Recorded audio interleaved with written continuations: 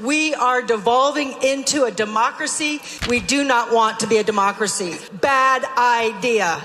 MAGA Republicans are now saying the quiet part out loud. They're so disturbed, so authoritarian, so anti-democratic that they are literally drafting written resolutions which say that they, quote, oppose legislation which makes our nation more democratic in nature. Folks, this is terrifying.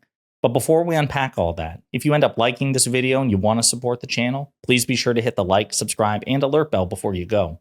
I'd greatly appreciate it.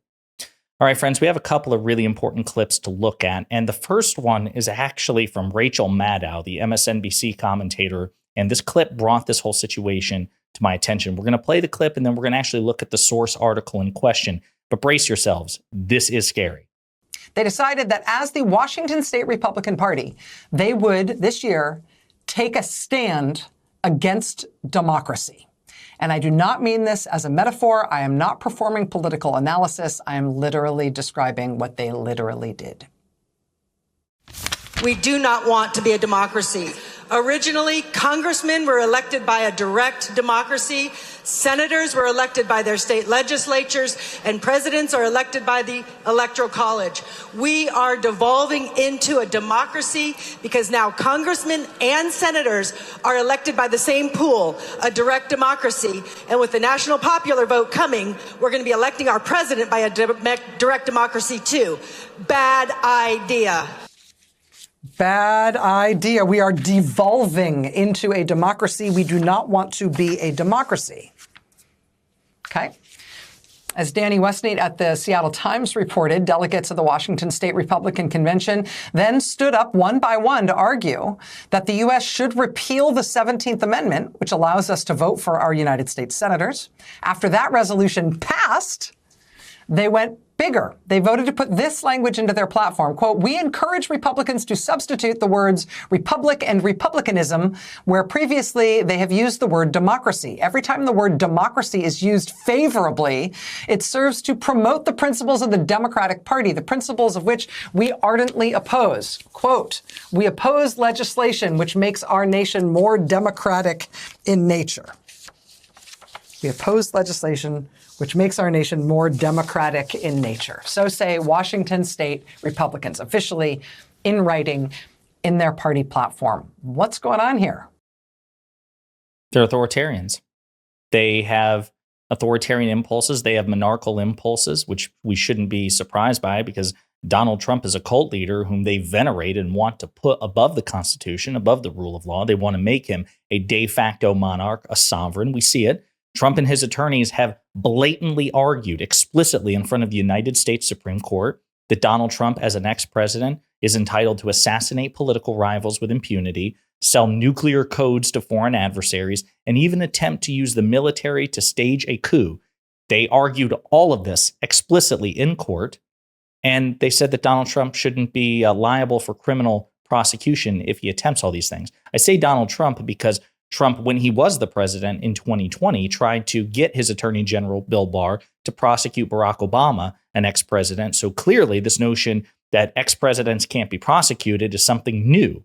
It's new for Donald Trump because it's convenient for Donald Trump because he's an unprincipled hypocrite and loser that these Republicans have embraced. They would never adopt the standard, nor should they, by the way, for a Democratic Party president. But unlike those of us who say Democratic presidents nor Republican presidents should be entitled to this sort of absolute lifetime immunity, they say, no. Only the opposition should be subject to rule of law. Lesser people like liberals and progressives and marginalized groups and women, people, again, like the rest of us. Republicans themselves, they get to change the game and the rules of the game to benefit them. That's why they don't want democracy, because they know 9 times out of 10, they're on the losing side of popular opinion and majority rule. So the source article in question, before we go to the next video, comes from the Seattle Times. Political forecasters called it that the state Republican convention would feature turmoil, ending, and endorsements of the most extreme MAGA candidates, all to match the party's current MAGA mood. Among the jilted was the Republican frontrunner for governor, former Sheriff Dave Reichert, who was left putting out an APB for the GOP. The party's been taken hostage, quote. But there was another strain to the proceedings last weekend that didn't get much attention. Political conventions are often colorful curiosities. this one took a darker turn. The Republican base, it turns out, is now opposed to democracy. Their words, not mine, as you'll soon see. After the candidates left, the convention's delegates got down to crafting a party platform. Like at most GOP gatherings in the Trump era, this one called for restrictions on voting. In Washington state, the delegates called for the end of all mail-in voting. Instead, we would have a one-day-only in-person election with photo ID and paper ballots, with no use of tabulating machines or digital scanners to count the ballots. All ballots would be counted by hand by Trappist monks. Okay, I made up the monk part. I did not make up the part about banning the use of machines to count votes. All in all, it would make voting less convenient and harder by rolling it back at least half a century. But then the convention veered into more unexpected anti-democratic territory. A resolution called for the ending the ability to vote for U.S. senators. Instead, senators would get appointed by state legislatures, as it generally worked 110 years ago prior to the passage of the 17th Amendment. Then, of course, they play the clip from the woman in question or read the quote that was in the clip of Rachel Maddow. We do not want to be a democracy. That's one of the quotes. We don't? There are debates about how complete of a democracy we wish to be. For example, the state Democratic Party platform has called for the direct election of the president, doing away with the Electoral College. But curtailing our own vote? The GOPers said that they hoped states' rights would be strengthened with such a move. Then they kicked it up a notch. They passed a resolution, calling on people to please stop using the word democracy. We oppose legislation which makes our nation more democratic in nature. As the article points out, it wasn't that long ago when Republican presidents would extol democracy as America's greatest exports. George W. Bush talked about it all the time. Now the party's saying they don't even want to hear the word anymore. In a hybrid system, a representative democracy with the people periodically voting for elected leaders to do that legislating for us. During much of our lifetimes, the debate in this arena has been, how can representative democracy be made more representative? How can more voices be heard? Because this is important. We actually hear sitting Republican senators like Mike Lee from Utah also say this. We're not a democracy, we're a republic. These two are not mutually exclusive. We are a constitutional democratic republic. What does that mean? Well, Constitution is the supreme law of the land. It sets the parameters effectively, and there are some anti-majoritarian, anti-democratic features of the Constitution. For example, the president of the United States has to be 35 years old and a natural-born citizen. That means you can't vote for somebody who's 34 and born in Uganda, right, or Canada. So there are some anti-democratic features. And by the way, some of the anti-democratic features, like the Electoral College, like the notion that state legislatures should appoint senators, maybe these things should go away. They should. But we're a democratic republic in the sense that a republic is simply a state which has representatives wield power on behalf of the public. So it's not, we have 330 million people in the United States. We're not giving every issue to public referendum. President Biden isn't calling up all 330 million of us and asking us to weigh in. We vote to elect representatives. We delegate our authority to those representatives, and they exercise that power on our behalf, and then they have to get reelected. And if we don't like what they do, we can perhaps recall them or we can vote them out in the next election cycle. But we're also a democracy in the sense that the power resides with the people, and we vote, and ostensibly based on majority rule, for the representatives who represent us, thus a constitutional democratic republic. This stuff is scary, folks. It is scary to see so many people, to hear so many people openly complaining about the increasing democratization of the United States. Obviously, at the founding of the country, voting rights were heavily restricted, mostly to white landowning men. And then over time, suffrage increased to women, black people, right? And ostensibly on paper, if you're a U.S. citizen who is 18 years old or older, you can vote. But Republicans know that they are at a disadvantage with respect to popular support, mostly because they inflict it on themselves. They choose radical policies and radical politicians that don't enjoy popular votes. So what do? They try to impose impositions. They try to make it more difficult to vote so that their highly voted minority, the Republican Party, will wield power as the rest of the country moves away from them. Now, there's a guy named Ari Berman who wrote a book called Minority Rule. It just came out, and I've been reading it. He was recently interviewed by Democracy Now! I want to play this clip because it's pretty good. So the major thesis of my new book is that a shrinking conservative white minority has rigged the political process in favor of an extreme faction of the Republican Party, basically to prevent a much more broader and more diverse majority from taking power. And the Supreme Court is a perfect illustration of that, because it is the product of two anti-democratic institutions. It's a product of presidents, Republican presidents, who lost the popular vote, and it's a product of conservative senators who don't represent a minority of Americans appointing the conservative justices. So we have the way we elect presidents violates one person, one vote. The way we elect senators violates one person, one vote. That has led to a rigged Supreme Court. Then the rigged Supreme Court themselves has further rigged the political process to benefit Republicans through things like gutting the Voting Rights Act, allowing dark money through Citizens United, and also issuing decisions that are at odds with the majority of Americans, overturning Roe v. Wade, overturning gun control, overturning environmental protection. So a product of minority rule has then deepened minority rule in the U.S. And basically, Republicans have used the courts, and particularly the Supreme Court, to do all these unpopular things because they know they can't win on them otherwise. That's correct.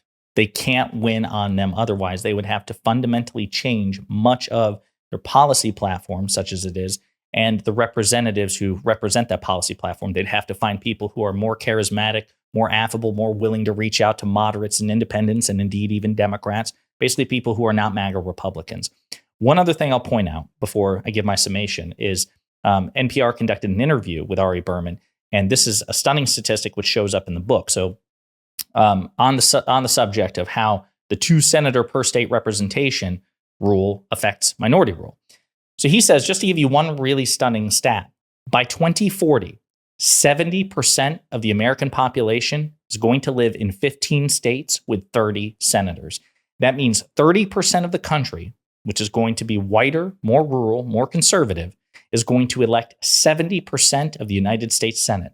So the trend in the U.S. Senate is becoming more imbalanced and more undemocratic. And what's really interesting to me is a lot of conservatives want to go back and they want to quote the framers, but they ignore that a lot of the framers, including James Madison, the architect of the Constitution, had grave concerns about some of the institutions they were creating, particularly the structure of the U.S. Senate. So by 2040, 30% of the American population, whiter, rural, more conservative, is going to elect 70%, much more than a filibuster-proof majority of the United States Senate, one of two chambers in our bipartisan legislature. So folks, I've done this before, I've said it before, I'll say it again. The anti-majoritarian, pro-minoritarian rule institutions in this country are genuinely mind-boggling. You have the United States Supreme Court, which Ari Berman just pointed out. The majority of justices were appointed by presidents who didn't secure the popular vote. They are appointed for life. And we haven't had a liberal majority on the United States Supreme Court in more than 50 years. That's how imbalanced this is. You have our legislature, two chambers, a House of Representatives, a Senate. The Senate is heavily biased towards rural, sparsely populated conservative states. California, the most populous state in the union, gets 2 senators. Wyoming, who has a fraction of a fraction of a fraction of the population of California, also has 2 senators. And as we talked about, the trend is getting worse. So we actually have seen situations where, right now the Senate is effectively split 50-50. And the 49 Republican senators represent 40 million fewer people than the 51 Democrats. That's how. So even when Democrats win, it's barely, and it's despite having a colossal advantage with respect to population represented. Then you say the House of Representatives. Well, that's where population matters most, except Republican gerrymandering, which we saw in Wisconsin, which we see in North Carolina, has even the odds there. Democrats, the more populous place, the more popular and more populous states, should have an advantage, except Republicans have been viciously fighting that with partisan gerrymandering. So even that's rigged in favor of Republicans. They technically control the House of Representatives. We talked about the presidency. We are the only democratic republic presidential nation on earth that still uses an electoral college. We've been the beacon of democracy since our founding. And there were other nations that followed us, which picked up an electoral college, but then they got rid of them because they were like, this doesn't make any sense. Why on earth would we add an extra layer of impediment to electing our most singularly important office, which also happens to be the one that represents everybody. So that also advantages a minoritarian rule. 30 out of 50 state legislatures controlled by Republicans. And on and on and on. The point is this. The Constitution. We can amend the Constitution, but it requires 2/3 majority in both chambers and 3/4 of the states to ratify, most of those states being conservative. We haven't had a new constitutional amendment in 30 years. And there have been 11,000 attempts to amend the Constitution, 11,000. And we only have 27 constitutional amendments. So a fraction of a fraction of a fraction of a fraction of a fraction of a fraction of a fraction. That's where we are. This is the Republican playbook. This is why they have to lose every damn election they can. Every damn election. Because if you give these people an inch, they take a mile because they don't want to compete in a competitive democratic republic. They want to stack the game, rig the rules in their favor. You cannot give the GOP the benefit of the doubt. They've proven it time and time and time and time and time again that they will screw over the majority of Americans to do it. That is why, despite whatever disagreement you may have on policy with the Democratic Party, I would encourage you to recognize the Democratic Party has to win every damn election until we can start to correct these criminal imbalances. Let me know what you think in the comments.